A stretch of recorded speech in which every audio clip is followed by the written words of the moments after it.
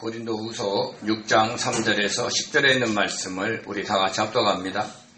우리가 이 주뿐이 비방을 받지 않게 하려고 무엇에든지 아무에게도 거리끼지 않게 하고 오직 모든 일에 하나님의 일꾼으로 자천하여 많이 견디는 것과 환난과 궁핍과 고난과 매맞음과 갇힘과 난동과 수고로움과 자지 못함과 먹지 못함 가운데서도 깨끗함과 지식과 오래 참음과 자비함과 성령의 감화와 거짓이 없는 사랑과 진리의 말씀과 하나님의 능력으로 의의 무기를 좌우에 가지고 영광과 욕됨으로 그러했으며 악한 이름과 아름다운 이름으로 그러했느니 우리는 속이는 자 같으나 참되고 무명한 자 같으나 유명한 자요 죽은 자 같으나 보라 우리가 살아있고 징계를 받은 자 같으나 죽임을 당하지 아니하고 근심하는 자 같으나 항상 기뻐하고 가난한 자 같으나 많은 사람을 부요하게 하고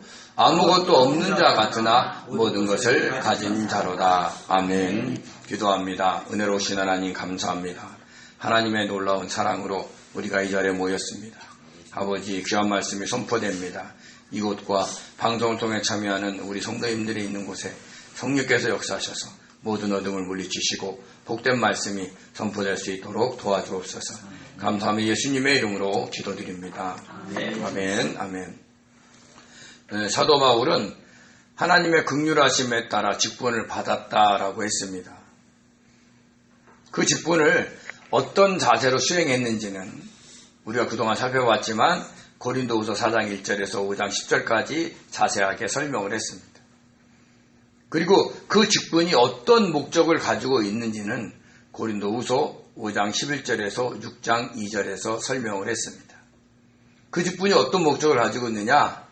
하나님과 화목하게 된 자로서 다른 사람들을 하나님과 화목하게 하는 것이었습니다. 화목하게 하는 말씀으로 화목하게 하는 것이었죠. 그 화목하게 하는 말씀이 바로 복음입니다. 복음은 죄를 알지 못하신 분을 우리를 대신하여 죄로 삼으시고 우리로 하여금 그 안에서 하나님의 의가 되게 하셨다라고 전하는 것입니다. 왜냐하면 의로우신 하나님과 화목하기 위해서는 죄가 없어야 했기 때문입니다. 그런데 모든 사람은 아예 태어날 때부터 아담으로부터 내려오는 원죄와 자기의 타고난 성품과 성향으로 인해 짓는 자범죄를 짓고 있기 때문에 죄 없으신 하나님과 화목할 수가 없습니다. 이 땅에 태어날 모든 인간들이 영원히 죽을 수밖에 없었던 것입니다. 그러나 그 인간들 중에는 하나님께서 창세전에 택하신 자들이 있었습니다. 그들과 함께 천국에서 영원히 살려고 계획을 하셨던 것이죠. 그래서 주님을 통해 그들의 죄를 없애주시고 하나님과 화목할 수 있는 새로운 피조물이 되게 하신 겁니다. 자신의 죄사함을 위해 십자가에 못 박혀 죽으신 주님을 믿는 순간 그들에게 또 저와 여러분에게 새 영과 새 마음과 하나님의 영을 주어서 하나님의 뜻대로 살게 도와주신 것입니다. 이것을 안 바울은 주님을 믿는 성도들은 누구든지 겉으로 보여지는 육신의 모습대로 알지 않겠다라고 했습니다. 왜요? 그 안에 하나님의 영이 있는데 어떻게 보여지는 대로 판단하고 대할 수 있겠느냐라는 것입니다. 그러니까 모든 사람들을 존중하며 대했다는 것입니다. 저와 여러분도 마찬가지입니다. 저와 여러분도 각자에게 하나님의 영이 있다는 것을 아시고 서로 존중해야 됩니다. 우리뿐만 아니라 모든 믿는 사람들도 그 안에 하나님의 영이 있음을 알고 존중하게 대해야 하시는 것을 잊지 마시기 바랍니다. 왜요? 진실한 성도들은 하나님과 화목할 수 있는 새로운 피조물이 되었기 때문입니다. 이렇게 화목하게 하시는 말씀인 복음을 듣고 주님을 영접한다는 것은 하나님의 크신 은혜를 받고 구원받는 놀라운 순간입니다. 옛날에 이스라엘 백성들이 바벨론 포로에서 구원을 받아 고국으로 돌아오는 것과 같은 엄청난 사건입니다. 그들이 바벨론이라는 그 어마어마한 대국을 무너뜨리고 돌아오는 것이 아닙니다. 그들은 기도했을 뿐입니다. 근데 하나님께서 페르시아의 고레스 왕을 통해서 그 일을 이루신 겁니다.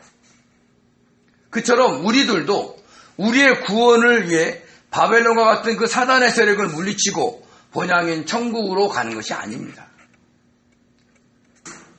하나님께서 당신의 아들 예수 그리스도를 통해 그 일을 이루신 겁니다. 우리는 그 은혜를 받아들이기만 하면 되는 것이죠.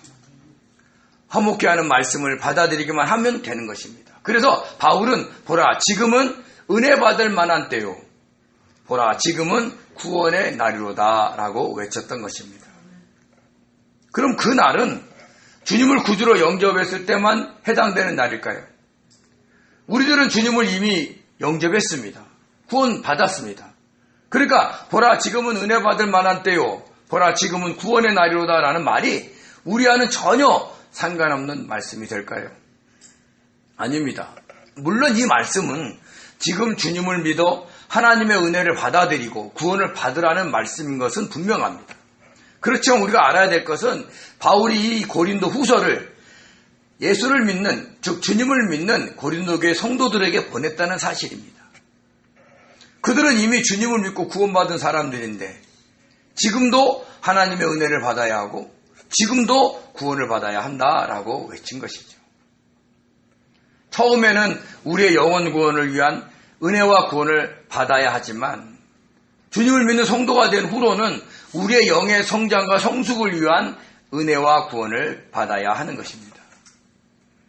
우리의 죄사함을 위해 주님께서 십자가에 못 박혀 죽으시고 부활 승천하심을 믿고 받아들여야 하듯이 구원받은 우리들은 우리의 영을 성장 성숙시키기 위해 주님께서 십자가에 못 박혀 죽음과 같이 우리를 십자가에 못 박혀 죽이시는 그 은혜를 받고 구원을 받아야 한다는 것입니다.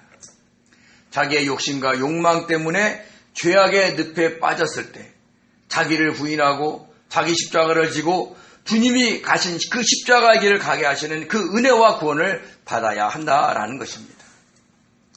자기의 타고난 성품과 성향으로 인해 자기의 뜻대로 살아갈 때 자기의 뜻을 내려놓고 주님이 원하시는 길로 가게 해주시는 그 은혜를 받아야 자기를 사랑하는 그 늪에서 구원을 받을 수 있는 것입니다. 그래서 보라 지금은 은혜 받을 만한 때요. 보라 지금은 구원의 날이로다 하는 말씀이 오늘날 저와 여러분에게도 날마다 새롭게 다가올 수가 있는 것입니다.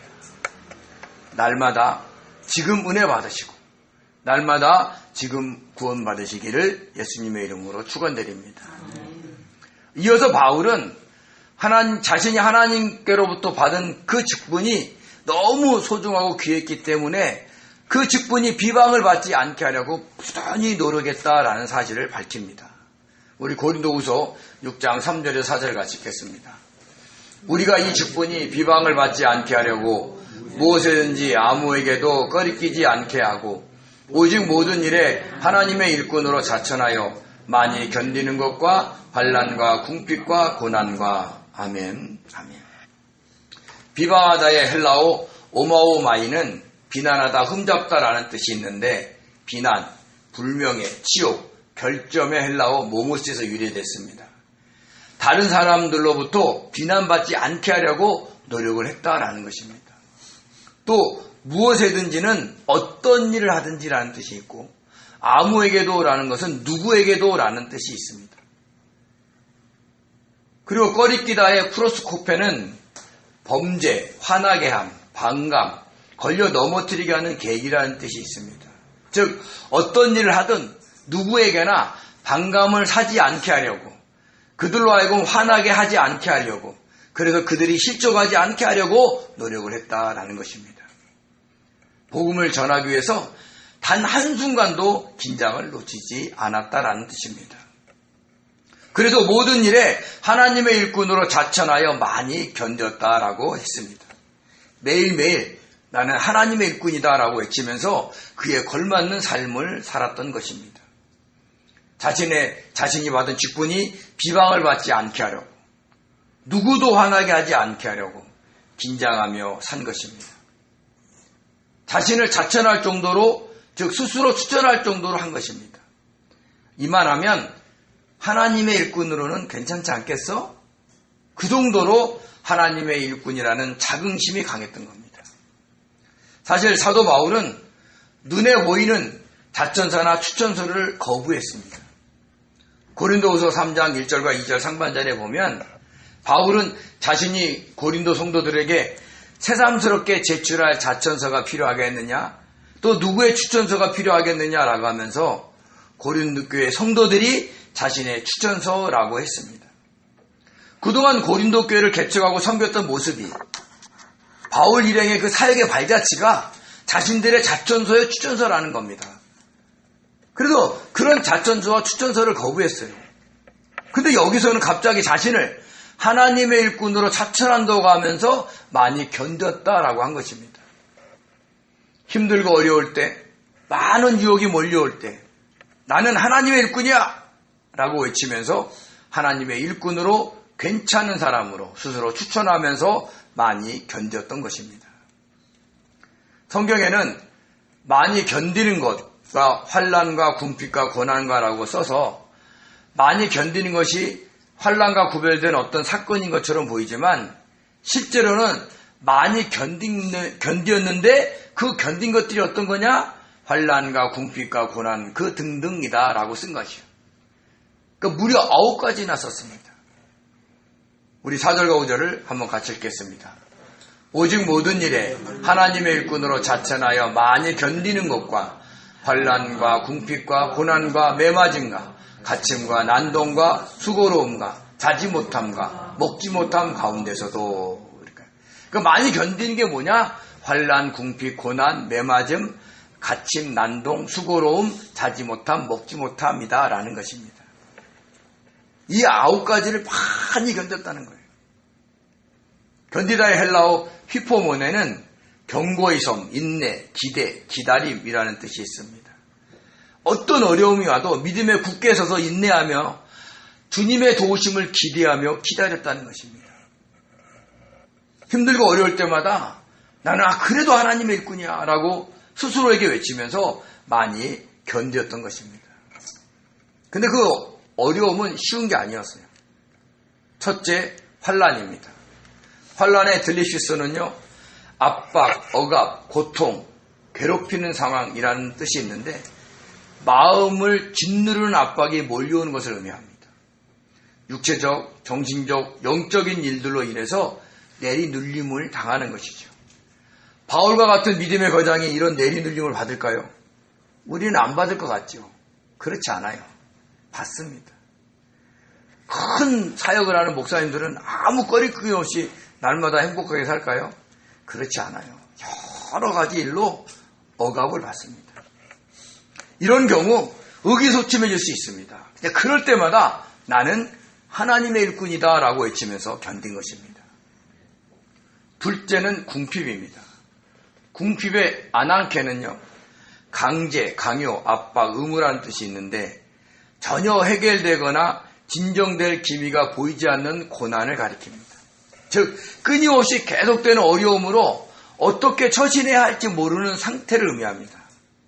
그럴 때도 나는 하나님의 일꾼이다 라고 스스로 자기를 추천하면서 외치면서 견딘 것입니다. 셋째는 고난입니다. 고난의 헬라어 스테노코리아는 곤궁, 고통, 곤란이라는 뜻이 있는데 이 단어는 좁은 헬라어 스테노스에서 유래가 됐습니다.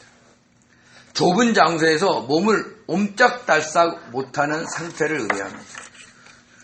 예전에 형벌 중에 어떤 형벌이 있었냐면 앉지도 못하고 눕지도 못하고 서지도 못하는 자세에 있게 만드는 틀이 있었어요. 유도주도 못하는. 거기 한번 갇히잖아요. 좀만 지나서 막 온몸이 아파온답니다. 한번 생각해 보세요. 어정쩡한 모습으로 계속 있어야 되니까. 또 이 단어는 좁고 긴 웅덩이 있잖아요. 하수구 같은데. 그런데 빠져 있을 때와 같은 느낌인 거예요. 이 얘기는 뭐 어떻게 해볼 도리가 없는 상황에 놓인 겁니다.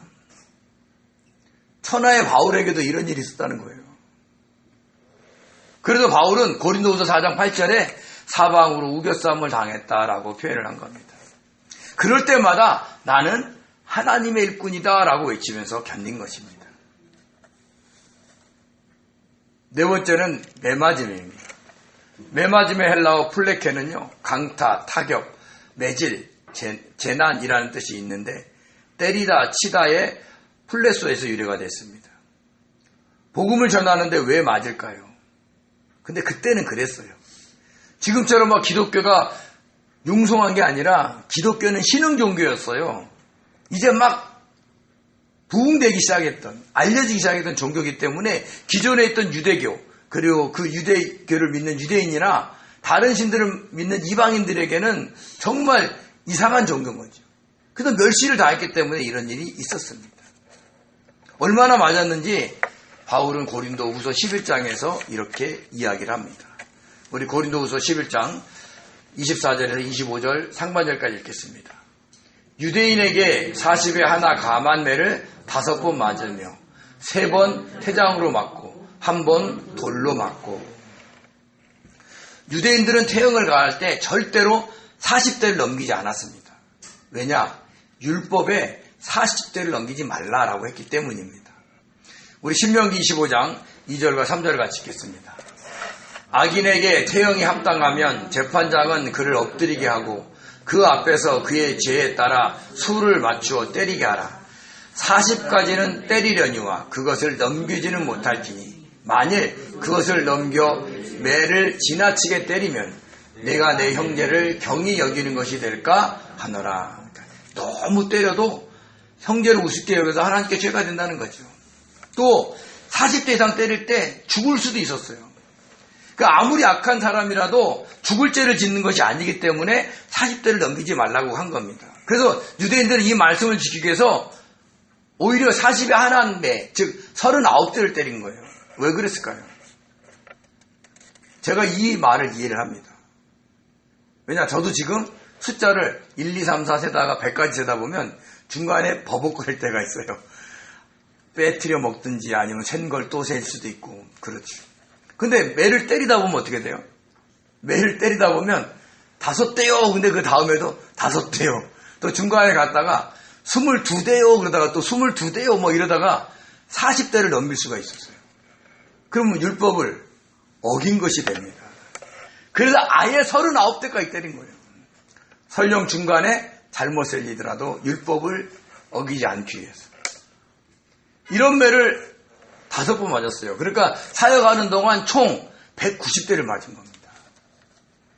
사도 바울이 뭐 사기를 쳤어요. 뭔 일을 했어요. 복음을 전하는데 이런 일을 당한 겁니다.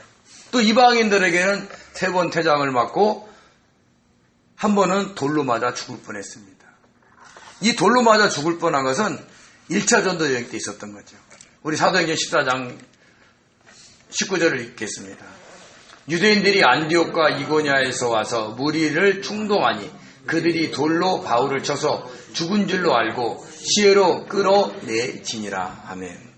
1차 선교 여행 중 루스트라에서 안진뱅이를 일으키는 놀라운 치유 사역을 했는데 그것이 눈꼴이 다 나온 유대인들이 안디옥과 이고냐에서 와가지고 그 무리들을 충동시켜서 그 무리들로 하여금 사도 바울에게 돌을 던지게 한 거죠. 얼마나 세게 던졌으면 기절을 한 거예요. 돌에 맞아서. 근데 사람들이 막 돌에 맞아서 피가 잘철 흐르니까 어떻게 돼요? 죽은 줄 알고 그 시내 바깥으로 끌어내 버린 겁니다. 근데 그러다 노니까 제자들이 몰려들었을 거 아니에요. 근데 거기서 정신이 든 거예요. 그럼 어떻게 돼요? 우리 같으면? 그놈들 잡으러 가자 막 이랬을 건데 그냥 툭툭 털고 다시 전도 여행을 했던 겁니다. 그럴 때도 나는 하나님의 일꾼이다라고 외치면서 견뎠던 것이죠. 5째는 갇힘입니다. 갇힘의 헬라어 휠라케는요, 감시, 경계, 감옥이라는 뜻이 있습니다. 실제로 바울이 얼마나 많이 갇혔는지는 정확하게 모릅니다. 2차 선교 여행 때 빌립보 감옥에서 갇혔죠. 3차 선교 여행 후에는 예루살렘에, 그리고 로마에서도 구금이 됐습니다. 근데 예루살렘과 로마에서 갇혔을 때는 고린도후서를 쓰기 전이에요. 쓴 후예요. 그러니까 아마 빌립보 감옥에서 갇힌 것을 이야기한 것입니다. 근데 놀랍게도 이것이 복수형으로 쓰였다는 거예요. 그러니까 여러 곳에서 이미 갇혔다는 겁니다. 근데 그럴 때마다 자기는 나는 하나님의 일꾼이다 라고 외치면서 견딘 것입니다. 6째는 소동입니다. 소동의 아카타스타시아는 불안정, 소요, 혼란이라는 뜻이 있습니다. 그러니까 바울은 가는 곳곳마다 대적하는 자들로 인해서 그 소요가 일어났고 그 중심에 섰던 자입니다. 비시디아의 안디옥에서, 루스드라에서, 빌립보에서, 데살로니가에서, 고린도에서, 에베소에서, 예루살렘에서, 그러니까 복음을 전하는 곳곳에서 자기로 인해서 소동이 일어났던 거예요. 그러니까 그 소동의 중심에 있었으니까 얼마나 힘들고 괴로웠겠어요. 그럴 때도 나는 하나님의 일꾼이다 라고 외치면서 견딘 것입니다. 7번째는요, 수고로움입니다. 수고로움 코포스는요, 매질, 고된 일, 노동이라는 뜻이 있는데 이 단어는 막 너무 일을 많이 해서 막 피곤에 쩌든 상태를 의미합니다. 말할 힘도 먹을 힘도 없는 상태를 말하는 것이죠. 예전에 나이 많으신 목사님들은 부교육자들에게 이렇게 얘기합니다. 주의 일을 하는데 뭐가 피곤하냐. 새벽부터 밤늦게까지 일해도 본인은 하나도 피곤하지 않고 사역을 했다고 얘기를 합니다. 물론 막 성령이 충만하면 잠도 안 자고 막 그렇게 다닐 수 있어요. 근데 그게 하루 이틀이지. 한 달, 2달, 1년 내내 그렇게 할 수 있는 사람은 없습니다. 왜요? 사역자들도 육신을 가지고 있기 때문에 그렇죠. 성령이 충만했던 바울도 그랬다는 거예요. 지치고 피곤했다는 거예요. 육체가 힘들면 어떻게 돼요? 마음이 흔들려요. 내가 정말 이렇게 살아야 되나 이런 생각도 했을 거 아니에요. 그럴 때도 나는 하나님의 일꾼이다 라고 외치면서 견딘 겁니다. 8째는 자지 못함입니다. 자지 못함의 아구리푸니아는요, 자지 않으면 깨어있음이라는 뜻이 있습니다. 그러니까 선교 여행을 하려면 어떻게 돼요? 낯선 여러 곳을 다녀야 돼요. 그럼 때로는 숙소를 구하지 못해서 노숙할 때도 있고요. 또 낯선 곳에 갔으니까 적응이 안 돼서 잠을 못 잘 때가 있죠. 저는 특히 그래요. 낯선 곳에 가면 그날 밤은 못 잡니다. 근데 막 틈만 나면 복음을 전하러 다녔으니까 쉽게 잠을 잤겠어요. 그러니까 막 컨디션이 엉망이죠. 그럴 때도 나는 하나님의 일꾼이다 라고 하면서 외치면서 견딘 것입니다. 마지막으로는 먹지 못함입니다. 먹지 못함의 네스테이아는요, 먹지 못함, 굶음, 금식이라는 뜻이 있는데 이 단어는 종교적인 의미가 있습니다. 그러니까 먹을 것이 없어서 원치 않게 금식을 한 게 아니라 만약에 그렇게 했다면 헬라어 리모스를 썼을 텐데 이 단어를 쓴 이유는 뭐냐면 종교적인 이유로 금식을 했다는 거예요. 복음을 전해서 어떤 사역을 앞두고 주님께 더 가까이 가기 위해서 금식을 한 것이고 어떤 일로 인해서 주님의 도우심을 구할 때 종종 금식을 했다라는 뜻입니다. 근데 금식이 쉽습니까? 어렵습니다. 정말 어려워요. 3일 금식하는 것도 힘든데 일주일 금식 한번 해보세요. 다리에 힘이 없습니다. 근데 40일 금식하시는 분들도 많아요. 그 어려움 속에서 있을 때도 바울은 나는 하나님의 일꾼이다 외치면서 견딘 것입니다. 이상 9가지는 모두 복수형으로 썼어요. 그리고 하나님의 일꾼으로 자천할 때는 현재형으로 썼습니다. 이 말은 7가지의 그 어려운 일들이 반복해서 계속 있었고 그럴 때마다 나는 하나님의 일꾼이다 라고 스스로에게 외치면서 견뎠다라는 뜻입니다. 저와 여러분도 하나님의 일꾼입니다. 그러므로 어떤 어려움이 올 때마다 나는 하나님의 일꾼이다, 나는 하나님의 자녀다 라고 스스로에게 외치면서 견뎌야 하는 것을 잊지 마시기 바랍니다. 그리고 우리가 주목해야 될 것은 4절에 끝에 먹지 못함 가운데서도 라는 단어가 있는데 이런 어려운 가운데서도 그가 어떻게 살았느냐를 설명을 합니다. 이런 어려움이 당해 그러면 대부분 사람들이 흐트러집니다. 자기가 그냥 편한 대로 살고 싶어 하는 거죠. 근데 그렇지 않았다는 거예요. 그것을 또 9가지로 설명을 합니다. 참 사도 바울에게는 쉽지 않은 그런 일이겠죠. 한번 보겠습니다. 사도 고린도후서 6장 5절에서 6절입니다. 깨끗함과 지식과 오래 참음과 자비함과 성령의 감화와 거짓이 없는 사랑과 진리의 말씀과 하나님의 능력으로 의의 무기를 좌우해가지고 그러니까 그 어려움 속에서 자신이 이렇게 살았다는 거예요. 첫째가 뭐예요? 깨끗함입니다. 깨끗함의 헬라어 아그노테스는 순결, 성실이라는 뜻이 있습니다. 도덕적으로 순결한 삶을 살아갈 뿐만 아니라 정말 순수한 마음으로 그 어려운 가운데 속에서도 성도들을 대했다는 것입니다. 우리가 고린도 후서 5장 13절에 이랬죠. 자기가 미쳤어도 하나님께 미쳤고 정신이 온전하다면 성도들에게 온전했다라고 한 거예요. 그때 그 정신이 온전하다라는 것이 뭐냐? 사심 없이 대했다는 겁니다. 거짓 교사들은 어떻게 돼요? 자기의 욕심을 챙기기 위해서 자기의 명성을 얻기 위해서 다른 복음을 전했지만 사도 바울 일행은 그렇지 않고 찬 복음을 전했다라고 이야기를 하고 있는 것입니다. 둘째는 지식입니다. 지식의 그노시스는 알다, 깨닫다의 기노스코에서 유래가 됐습니다. 그러니까 그런 어려움 속에서도 하나님의 뜻을 알려고 했고 성령을 통해서 알려주시는 그 하나님에 대한 그 마음, 그 지식을 쌓아놨다는 얘기를 하는 거예요. 왜 이런 어려움을 주셨는지 하나님의 뜻을 구했다는 것입니다. 저와 여러분도 마찬가지입니다. 어떤 고난이 올 때 그 고난으로서 막 신경질 내고 짜증내기 이전에 그 고난을 허락하신 하나님의 뜻을 물어야 돼요. 주님 왜 이런 일을 나한테 허락하셨습니까? 그러면 어떻게 돼요? 우리들도 자연스럽게 그 주님에 대한 지식이 쌓이게 되는 것입니다. 셋째는 오래 참음입니다. 오래 참음의 마크로두미아는 인내, 오래 참음, 목적에 도달할 때까지 참음이라는 뜻이 있습니다. 그러니까 수많은 어려움을 참고 견딘 것입니다. 근데 이 오래 참음이 어디에 있어요? 성령의 9가지 열매 중에 있습니다. 그러니까 힘들고 어려울 때마다 성령의 도우심을 구하면서 그 성령의 능력으로 오래 참았다라는 거예요. 그러니까 내가 막 견딜 수 있는 능력이 있어서 나는 착하니까 나는 막 고통을 잘 이겨내니까 그에 견딘 게 아니라 오래 참은 것이 아니라 성령의 도우심을 구하면서 그 능력으로 참았다, 오래 참았다라는 것을 이야기하는 것입니다. 넷째는 자비입니다. 자비의 크레스토테스는요, 선함, 친절함, 우정이라는 뜻이 있습니다. 그러니까 자기가 지금 어려움을 당하는데도 다른 사람에게 대해서는 친절하게 대했다는 거예요. 자기가 힘들다고 막 짜증내고 투덜거리고 상종도 안 하고 막 이러는 게 아닙니다. 또 거짓 교사들처럼 자기의 이익과 명예를 위해서 이해하지 않고 성도들의 유익을 위해서 헌신적으로 친절하게 섬겼다라는 것입니다.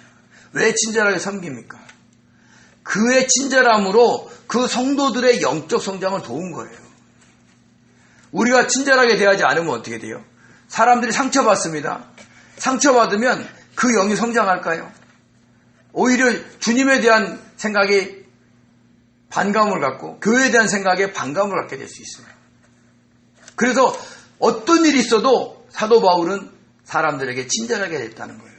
당장 내가 죽을 것 같아도 성도가 오면 친절하게 대해서 상담도 하고 그들의 어려움을 들어주고 그랬다는 얘기를 하는 겁니다.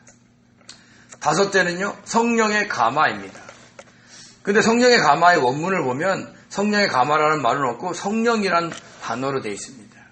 근데 성령은 모든 영적 은사의 원천입니다. 우리가 고린도전서 12장에 살펴봤지만 성령의 9가지 은사가 그것이죠.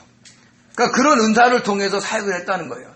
그러니까 성령의 역사하심에 따라서 자기가 그 어려움 속에서 견뎠다라고 이야기를 하고 있는 겁니다. 여섯째는요, 거짓이 없는 사랑입니다. 거짓이 없는 사랑, 아누포크리스토스 아가페는요, 진정한 사랑을 의미합니다. 그러니까 어떤 위선도 없이 순수하게 성도들을 사랑했다라는 겁니다. 그들을 그렇게 사랑했기에 그 어려움 속에서 끊임없이 복음을 전할 수 있었다라고 볼 수가 있는 것이죠. 일곱째는요, 진리의 말씀입니다. 진리의 말씀은요, 참 복음을 의미해요. 거짓 교사들은요, 자기의 이익과 명성을 위해서 거짓 복음, 다른 복음을 전했습니다. 오늘날 얘기하면 예수 믿으면 모든 일이 잘 되고 모든 병이 치유되고 그로 인해서 부유하게 되고 편안하게 된다고 막 얘기를 하죠. 근데 바울은 그렇지 않았어요. 나는 십자가 외에 전하지 않았다 얘기를 하는 거예요. 십자가는 뭐예요? 결국 내가 죽는 삶인 거예요. 그래서 그런 걸 통해서 성도들의 구원과 영적 성장에 도움을 되는 그런 말씀만 전했다라고 얘기하는 거예요. 그러니까 막 수많은 어려움이 있는데 복음을 전하는 거예요. 예전에 우리들 교회 김양재 목사님이 사역을 할 초반에 나름대로 뭐 지금도 이쁘시지만 젊고 이뻤어요.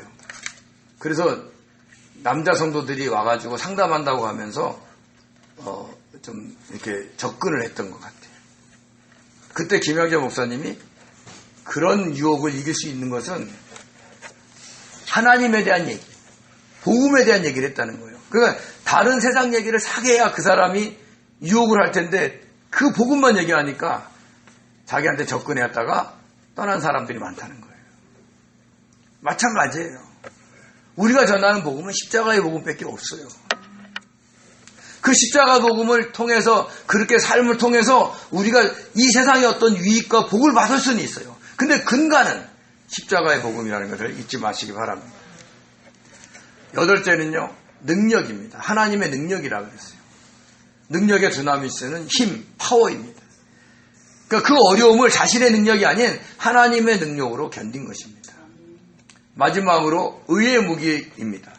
무기의 호프로는요, 무기, 기구, 도구라는 뜻이 있는데 의로운 무기를 좌우에 가졌다라는 뜻이죠. 그러니까 오른손과 왼손에 의의 무기를 가진 겁니다. 그럼 이 의의 무기가 뭘까요? 바로 믿음의 방패와 성령의 검인 말씀입니다. 우리 에베소 6장 16절에 17절에 있는 말씀을 보겠습니다.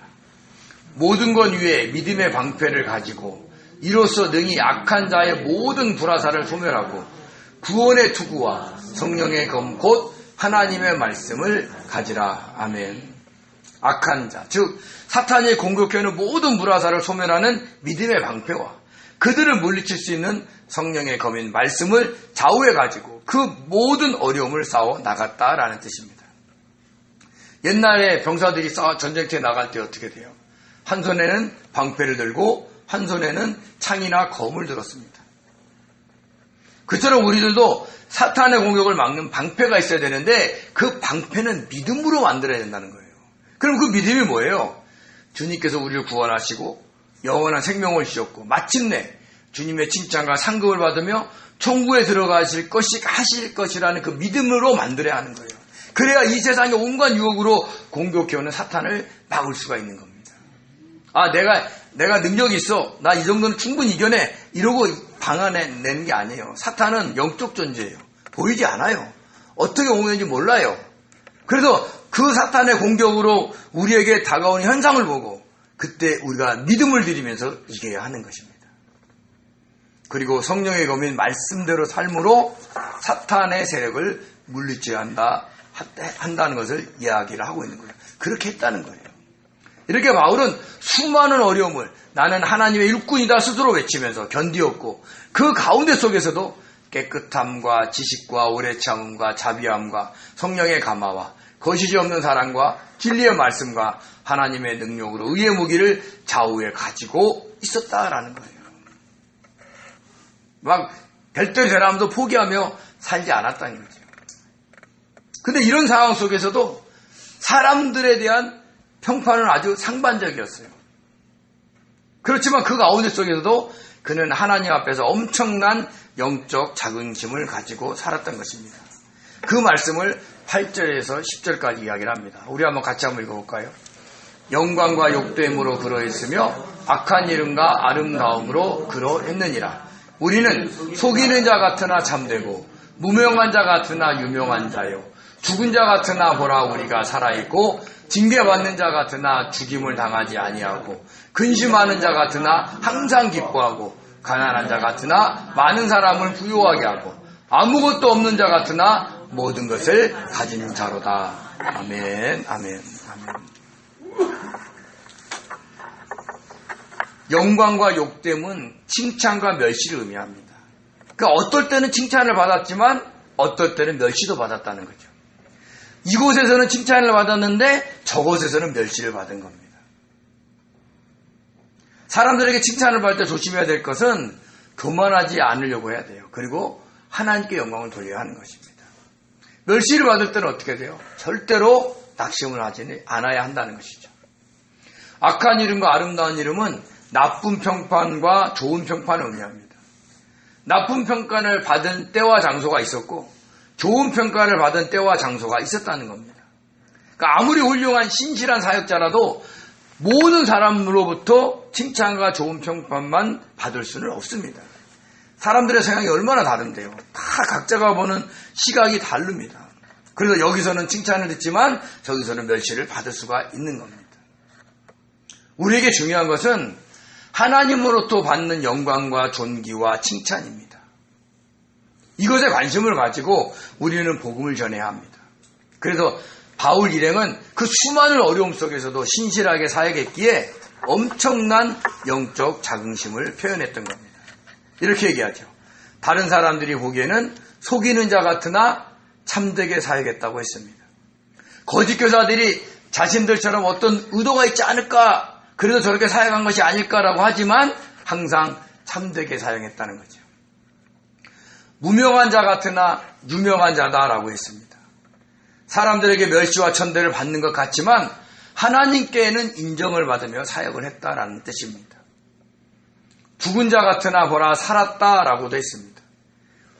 루스드라에서처럼 돌에 맞아 죽은 자로 여겼지만 결국 살아서 계속해서 사역을 했다라는 뜻입니다. 징계를 받은 자 같으나 죽임을 당하지 않았다라고 했습니다. 그 많은 고난을 받기 때문에 다른 사람들이 저 사람도 하나님의 징계를 받은 거야 라고 소리를 들었지만 끝까지 죽지 않고 사역을 했다라는 뜻입니다. 근심하는 자 같으나 항상 기뻐했다라고 했습니다. 많은 어려움으로 인해서 근심 속에 사는 것 같았죠.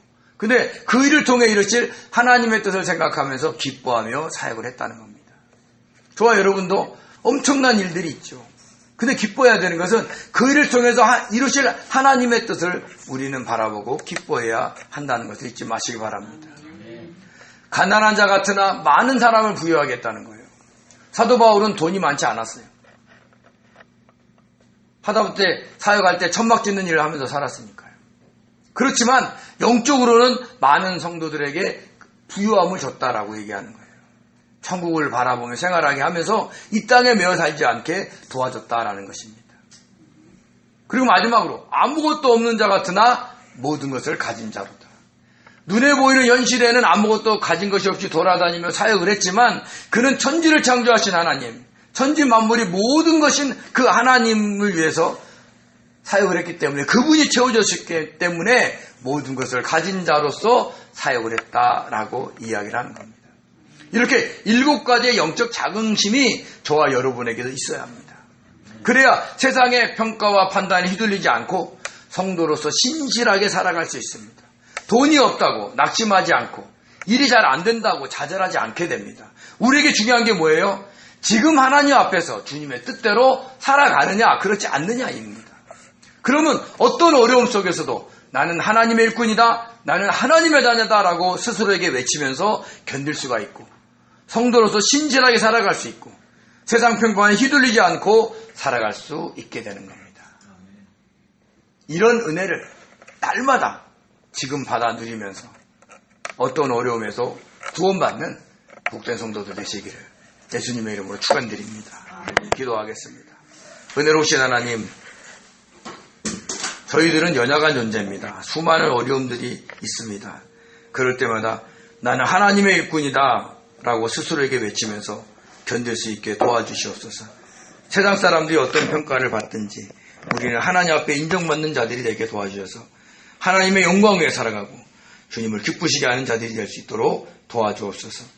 함께 하실 줄 믿사옵고 감사하며 예수님의 이름으로 기도드립니다. 아멘.